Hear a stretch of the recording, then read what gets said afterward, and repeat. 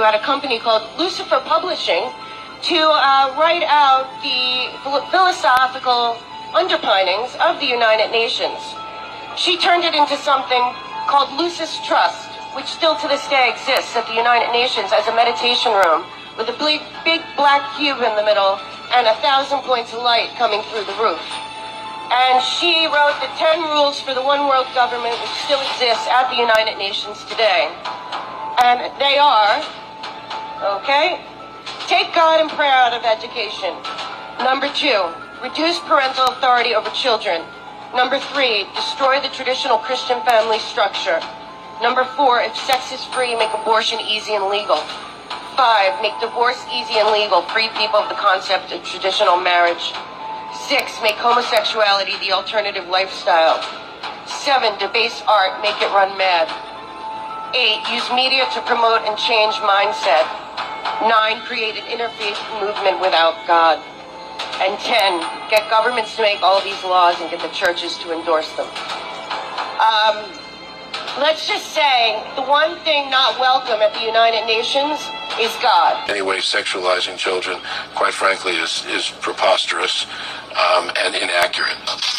Hello, and welcome to the Disney Plus This Is Me Pride Celebration Spectacular. Texted me this morning, Gen Z is 30 to 40% queer than the other generation's mom, so Disney better get with it. Our leadership over there has been so welcoming to my not at all secret gay agenda. They've been really open to exploring queer stories. I'm on the production side, and so kind of the only way to have these canonical trans characters, canonical asexual characters, canonical bisexual characters is to give them stories where they can be their whole selves. I identify as a biromantic asexual. I want to add the pockets of the LGBTQ community that you don't see. I want to get gay advanced. So we no longer say ladies and gentlemen, boys and girls. It's hello everyone or hello friends. We were targeting Gen Z and millennials. We were targeting a younger... And all this content's going to kids who don't know any of this, and even if they're in a household like Keith that have supportive parents, they're still getting all of this information from media of what is normal. If I was the devil, my first victim will be the kids. From the moment they left their mother's precious wombs and were born, I would condition them to see racial division as a norm. And I wouldn't stop till I've stripped their innocence. Divide and conquer. It's the oldest trick in the book of Genesis. And see, as they grew up, I would continue my infiltration. For 12 years, I would steal their hearts and minds from them and call it education. If I was the devil, my next victim will be women. I'd make old, out-of-touch men control women's bodies and rights. What better way to curse God than to disrespect the very bringers of life? Speaking of God, if I was the devil when it comes to religion, I put my plan together perfectly. I'd allow you to worship Jesus every Sunday, and on the other 6 days, I'd make you worship me.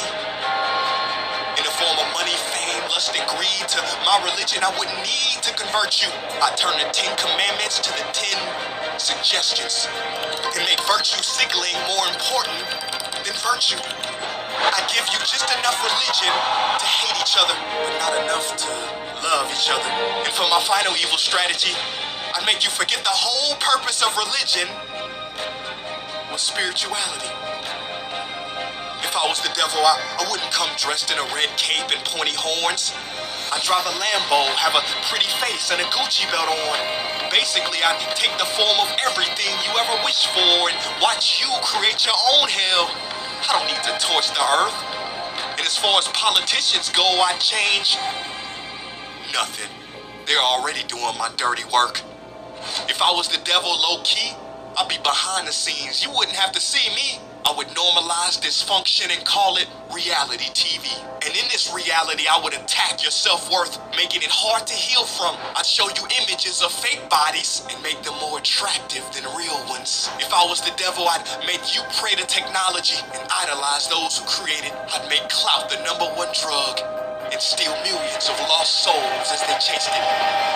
Now, if I was the devil, I wouldn't do it all at once. I'd take my time instead. I'd eat away at your morals little by little, exactly how cancer spreads. Speaking of cancer, if I was the devil, I'd feed you tasty food that makes you ill. Then I'd turn your doctors into drug dealers, selling you pills that keep you coming back instead of truly healed. Yeah, if I was Lucifer, then I'd know life and death are in the tongue. So I'd make your knife and fork your executioner. See, you can't achieve higher consciousness if your body is sick. You won't opt for positive information if you have inflammation. If I was Satan, my cleverness would be admired. Why do you think the word inflammation literally means to set on fire? If I was the devil, I'd show you how to really flex. I would release pandemics on the world to give people the chance to really care for each other and then sit back and laugh as they exploited and became scared of each other. Basically, if I was the devil, I'd keep doing what I'm doing. God is my witness. I already control your systems. Don't try to fight against this. Because for my last trick, I would make smart people like you doubt whether I ever existed.